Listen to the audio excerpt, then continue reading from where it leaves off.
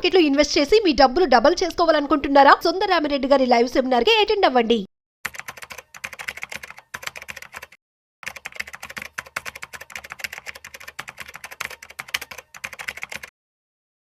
నమస్తే సుమన్ టీవీ ప్రేక్షకులకు నమస్కారం ఫ్రెండ్స్. ఈరోజు ఈ ఎపిసోడ్లో మనం common man or any person హెచ్ఎన్ఏలైనా కానీ క్యాపిటల్ మార్కెట్స్లో ఎందుకు ఇన్వెస్ట్ చేయాలి చూడండి. అలాగే నేను స్టాక్స్ కంటే కూడా mutual funds are index funds, passive funds ఎందుకు నేను ప్రిఫర్ చేస్తాను అన్నది మీకు ఎక్స్ప్లెయిన్ చేస్తాను. ఫ్రెండ్స్ ఇప్పుడు చూడండి, ఒక వ్యక్తికి సపోజ్ ఒక 5 కోట్లు ఉందనుకోండి బ్యాంకులో, కోటికి 6% వేసుకున్నా కానీ నెలకి 50,000 అంటే 5 కోట్లకి 2.5 లక్షలు హ్యాపీగా ఎవ్రీ మంత్ అకౌంట్లో క్రెడిట్ అవుతుంది. సుమారుగా 6% అంటే 7% అంటే ఇంకెక్కువ వస్తుంది, 2.5 లక్షలు. సపోజ్ 10 కోట్లు ఉందనుకోండి, 5 లక్షలు నెలకు వస్తుంది. అలాంటి వ్యక్తులు అంటే ఎవరైతే వ్యక్తులకి ఆర్థికంగా క్యాష్ రూపేణా ఎక్కువ ధనం ఉందో వాళ్ళకి క్యాపిటల్ మార్కెట్స్ అవసరం లేదు. ఎందుకని? క్యాపిటల్ మార్కెట్స్లో రిస్క్ ఉంటుంది. వాళ్ళు రిస్క్ తీసుకోదలుచుకోకుండా ఉన్నా కానీ ఇప్పుడు 5 కోట్లు ఉన్న వ్యక్తి నెలకు 2.5 లక్షలు వస్తుంది కాబట్టి హ్యాపీగా 2.5 లక్షలతో ఇప్పుడున్న పరిస్థితి హైదరాబాద్లో 1,00,000 రూపాయలతో హ్యాపీగా ఒక ఫ్యామిలీ జీవించవచ్చు. 1,00,000-1,50,000తో హ్యాపీగా. సో 2.5 లక్షలు 5 కోట్లు ఉన్న వ్యక్తి ఎఫ్డీ చేసుకున్న 2.5 లక్షలు వస్తుంది కాబట్టి హ్యాపీగా జీవించవచ్చు. సో వాళ్ళు రిస్క్ తీసుకోదలుచుకోకపోతే క్యాపిటల్ మార్కెట్స్ అవసరం లేదు. అంటే నేను చెప్పేది ఏమిటంటే, ఎక్కువ ధనం ఉన్న వ్యక్తులకి క్యాపిటల్ మార్కెట్స్ రిస్క్ తీసుకోకపోయినా పర్వాలేదు. ఓకే. అలాగే కొంతమందికి ల్యాండ్స్ ఉంటాయి, 10 ఎకరాలు, 15 ఎకరాలు, 20 ఎకరాలు. వాళ్ళు రిటైర్మెంట్ అంటే 50, 55, 60 ఇయర్స్ టైంకి వచ్చే వరకు నెల నెల ప్యాసివ్ ఇన్కమ్ కావాలంటే ల్యాండ్స్ మీద కౌలు రూపేణా వాళ్ళకి డబ్బు వస్తుందా వెళ్ళనుకుంటా లేదు, వాళ్ళకి శాలరీ లాగా కావాలనుకున్నప్పుడు వాళ్ళు ఒక 5 ఎకరాలు, ఎకరం 50 లక్షలు వేసుకున్న సుమారుగా ఒక 5 ఎకరాలు అంటే 2.5 కోట్లు, ఒక 10 ఎకరాలు అంటే ఒక 5 కోట్లు అంటే సుమారుగా చెప్తున్నా. కొన్ని చోట్ల ఎక్కువ ఉండొచ్చు, కొన్ని చోట్ల తక్కువ. వాళ్ళు చక్కగా ఎఫ్డీ చేసుకొని జీవించవచ్చు. అంటే ఆల్రెడీ ల్యాండ్స్ రూపేణా, ఆల్రెడీ ఎఫ్డీల రూపేణా ధనవంతులైన వాళ్ళకి capital markets, stock markets invest చేయకపోయినా పర్వాలేదు. లేదు, కొంతమంది వ్యక్తులకి ప్యాసివ్ ఇన్కమ్ అంటే ఇల్లులు ఉంటాయి, 3-4 ఇల్లులు, రెంటల్ ఇన్కమ్ వస్తుంది, 1,00,000 నుంచి 5 లక్షలు, 1,00,000 నుంచి 10 లక్షల వరకు నెల నెల వస్తుంది. వాళ్ళకి కూడా అవసరం లేదు. సో మనం ఏం చెప్తున్నామంటే, మీకు బ్యాక్గ్రౌండ్ లేదా వెనకాల మీ యొక్క ఫాదర్సు, తాతలు, ముత్తాతలు ఎక్కువ మీకు ఆస్తులు సమకూర్చి పెట్టలేదు.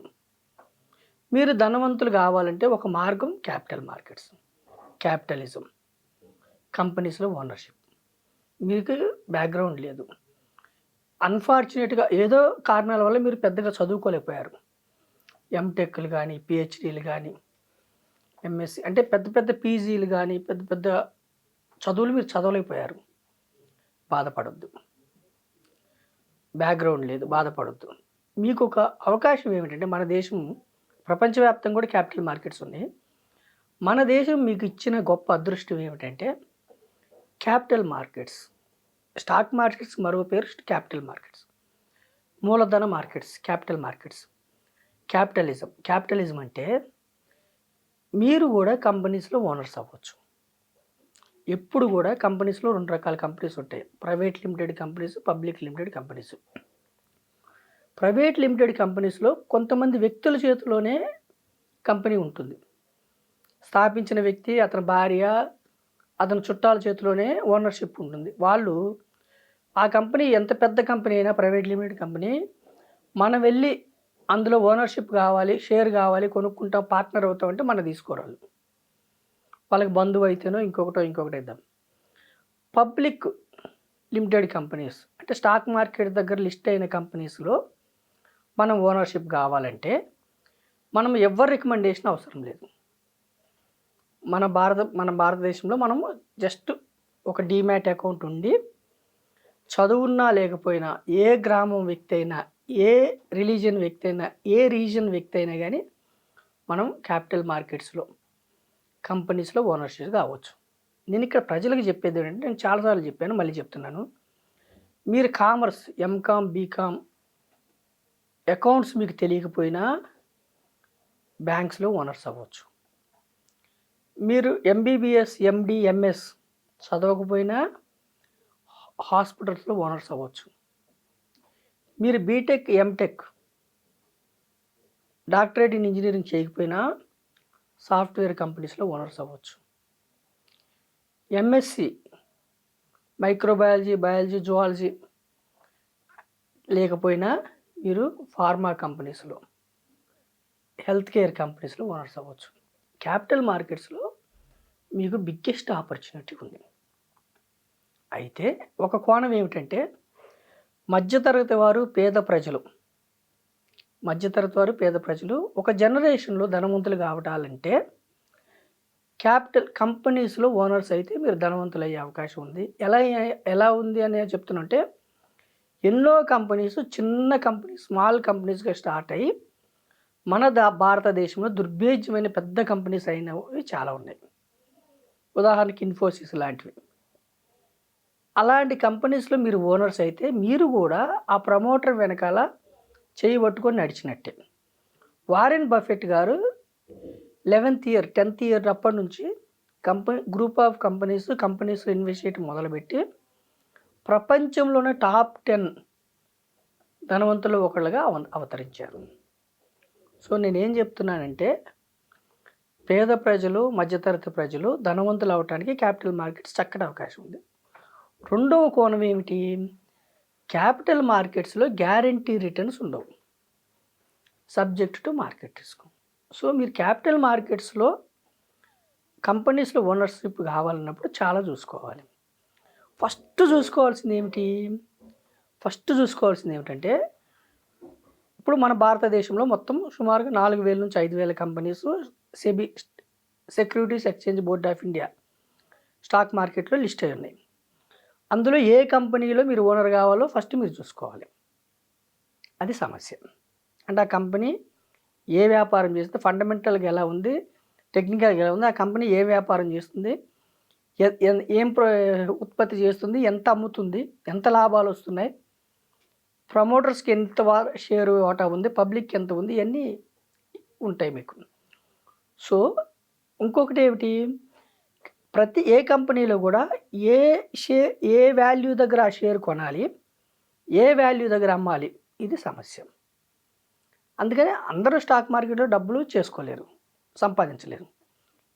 ఏ వాల్యూ దగ్గర కంపెనీ స్టాక్ కొనాలి, ఎక్కడ అమ్మాలి. మూడో సమస్య ఏమిటి, కామన్ మ్యాన్కి మూడో సమస్య ఏమిటంటే, మన దగ్గర ఉండే డబ్బు నెలకు ఒక 1,000, 5,000, 10,000, 20,000 మనం దాచుకోగలం అనుకోండి. కామన్ మ్యాన్ 20,000 రూపాయల పైన స్టాక్స్ రేట్స్ ఉన్నవి కూడా ఉన్నాయి. స్టాక్స్ 10,000 రూపాయలు ఉన్న ఒక స్టాక్ వాల్యూ 10,000 రూపాయలు ఉన్నాయి, 20,000, 15,000 ఉన్నాయి. అంటే మన దగ్గర ఉన్న కొద్ది మొత్తంతో వివిధ రకాల స్టాక్స్ కొనడానికి సాధ్యం కాకపోవచ్చు. అంటే డైవర్సిఫికేషన్. సో ఇవన్నీ సమస్యలు స్టాక్స్లో.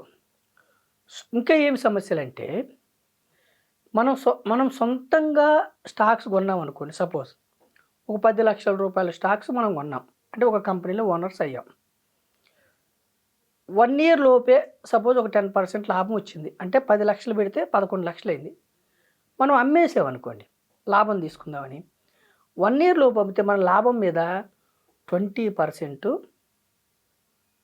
ట్యాక్స్ కట్టాలి. అంటే వచ్చిన లక్ష లాభం మీద 20,000 గవర్నమెంట్ ట్యాక్స్ కట్టాలి. దాన్ని షార్ట్ టర్మ్ క్యాపిటల్ గెయిన్స్ అంటారు.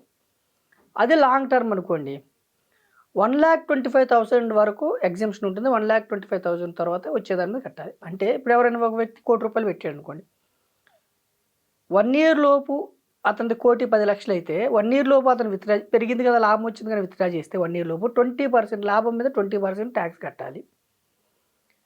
అదే 1 ఇయర్ తర్వాత చేశాడు అనుకోండి 12.5%, అంటే 1,25,000 ఎగ్జామ్షన్ తర్వాత 12.5% ట్యాక్స్ కట్టాలి.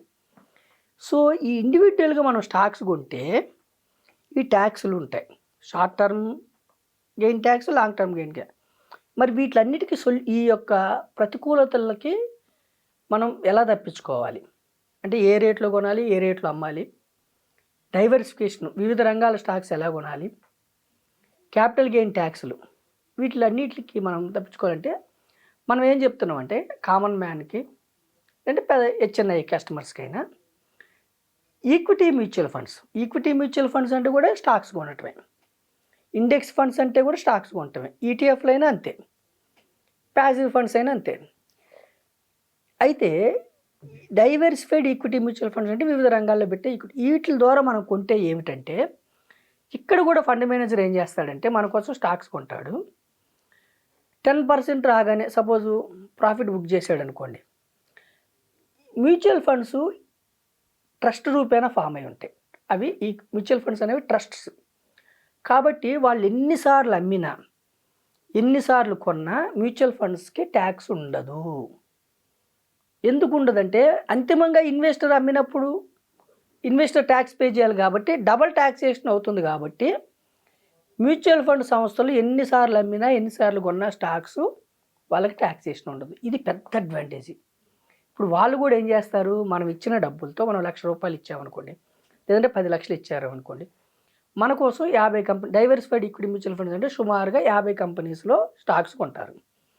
వాళ్ళు కొన్న స్టాక్స్లో కూడా 40 స్టాక్స్ కరెక్ట్ అవుతాయి, ఒక్కోసారి 5 నుంచి 10 స్టాక్స్ తప్పు అంటే సరే రాంగ్ పిక్ చేసుకునే అవకాశం వాళ్ళ దగ్గర కూడా ఉంటుంది. అప్పుడు ఏం చేస్తారు, వాళ్ళు రాంగ్ పిక్ చేసుకున్నప్పుడు వెంటనే వదిలిస్తారు. అవి వాళ్ళు వదిలించినప్పుడు కొంచెం లాభం ఉంటే వాళ్ళకి కొంచెమే లాభం ఉంది, సపోజ్ ఒక 10% లాభం ఉందనుకోండి, 1 year లోపు 20% ట్యాక్స్ పడదు. లేదు 1 year తర్వాత కానీ వాళ్ళు ఏం చేస్తారు, మంచి స్టాక్స్ని ఉంచుకుంటూ తక్కువ రిటర్న్ వచ్చే స్టాక్స్ని తీసేస్తూ, అంటే వాళ్ళ యొక్క రీసెర్చ్ టీమును బట్టి వాళ్ళు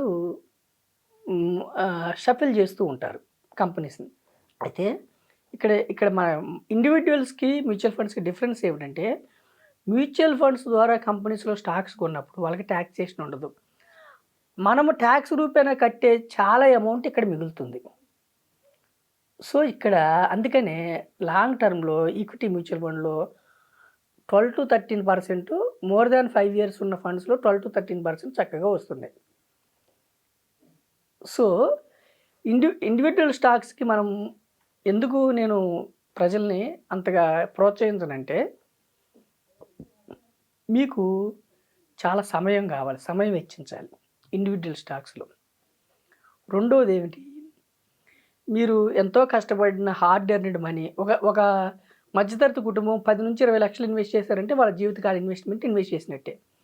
10 నుంచి 20 లక్షల ఇన్వెస్ట్మెంట్ మీరు సరిగా డైవర్సిఫికేషన్ చేసుకోక, సరైన సెక్టార్స్ ఎన్నుకోక, సరైన కంపెనీస్లో మీరు ఇన్వెస్ట్ చేయలేక తీసుకున్నారనుకోండి, కొన్ని కంపెనీస్ ఇండివిజువల్ స్టాక్స్ కొన్ని కంపెనీస్ ఒక 10 years పాటు కూడా రిటర్న్స్ రాకుండా ఉన్న కంపెనీస్ చాలా ఉన్నాయి. కొన్ని కంపెనీస్ 10 years తర్వాత కూడా కొన్న స్టాక్ వాల్యూ కంటే తక్కువ ట్రేడ్ అవుతున్నాయి. కొన్ని కంపెనీస్ ₹100 దగ్గర మన స్టాక్ కొంటే ₹2 దగ్గర ట్రేడ్ అవుతున్న కంపెనీస్ కూడా ఉంటాయి. కొన్ని కంపెనీస్ జీరో అయిపోయిన కూడా ఉంటాయి. సో నేను ఏమంటున్నానంటే మధ్యతరగతి ప్రజలు కష్టపడి మీరు సంపాదించుకున్నారు. క్యాపిటల్ మార్కెట్స్ ఒక కామన్ మ్యాన్ క్యాపిటలిజంలోకి వచ్చి గ్రూప్ ఆఫ్ కంపెనీస్లో ఓనర్స్ అయ్యారంటే వెరీ గుడ్. అయితే మీ డబ్బు జీరో కాకూడదు అన్నది నా ప్రధాన ఉద్దేశం. అప్పుడు ఏం చేయాలంటే డైరెక్ట్ స్టాక్స్ మీకు నాలెడ్జ్ ఉంది, మేము చూసుకుంటాం అనుకున్న వాళ్ళు మీరు వెళ్ళండి, నేను కాదనట్లేదు, అది మీ ఇష్టం. నాలెడ్జ్ లేదు, స్టాక్స్ గురించి నాలెడ్జ్ లేదు, కానీ ఆరాంగా ఒక 10%, 12%, 13% దీర్ఘకాలంలో సంపాదించుకోవాలనుకున్న వాళ్ళు డైరెక్ట్ స్టాక్స్లోకి వెళ్లకుండా డైవర్సిఫైడ్ ఈక్విటీ మ్యూచువల్ ఫండ్స్ లేదా ఇండెక్స్ ఫండ్స్ని ప్యాసివ్ ఫండ్స్ అంటారు, లేదా ఈటీఎఫ్లు, ఇట్లాంటి వాటిలోకి వెళ్తే మన ఎకానమీలో మీరు పాలు పొందినట్టు.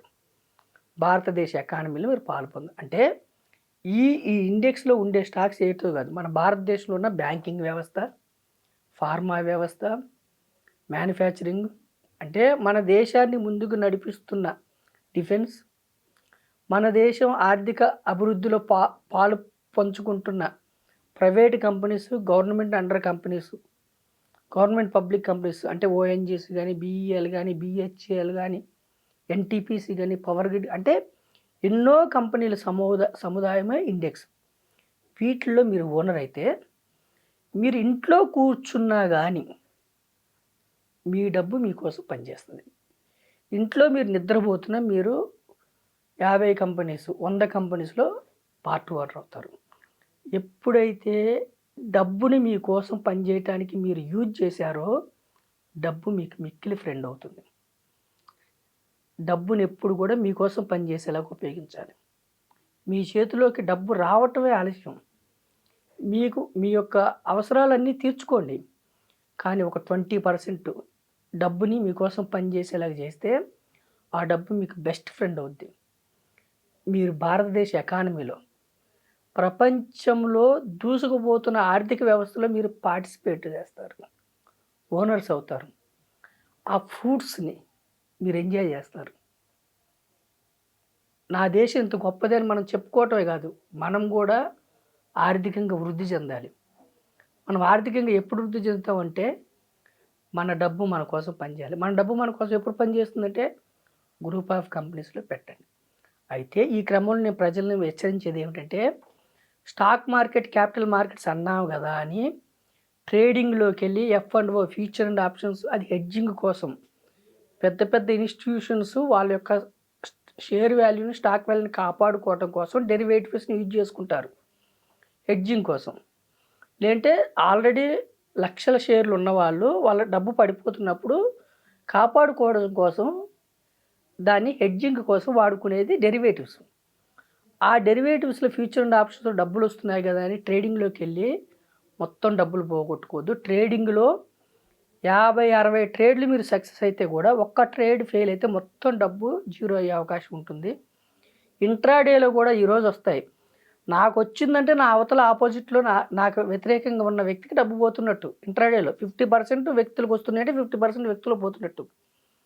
ఇంట్రాడే ఫ్యూచర్ అండ్ ఆప్షన్స్ని అంటే ఇంట్రాడే ఫ్యూచర్ అండ్ ఆప్షన్స్ ఆడే వ్యక్తులకి మన మాటలు రుచించవు, మనమంటే ఇంకా కోపం కూడా వస్తుంది. ఆర్డినరీ ప్రజలకి, పేదవారికి, మధ్యతరగతి వారికి క్యాపిటల్ మార్కెట్స్ వల్ల జరిగే బెనిఫిట్స్ని నేను ఎవరైతే వింటున్నారో వాళ్ళకి ట్రేడింగు, ఇంట్రాడేని అవాయిడ్ చేసి చక్కగా ఇన్వెస్ట్ చేసుకుంటే ఒక 10 years, 15 years, 20 years అంటే లాంగ్ టర్మ్లో మాత్రమే ధనం సమకూరుతుంది.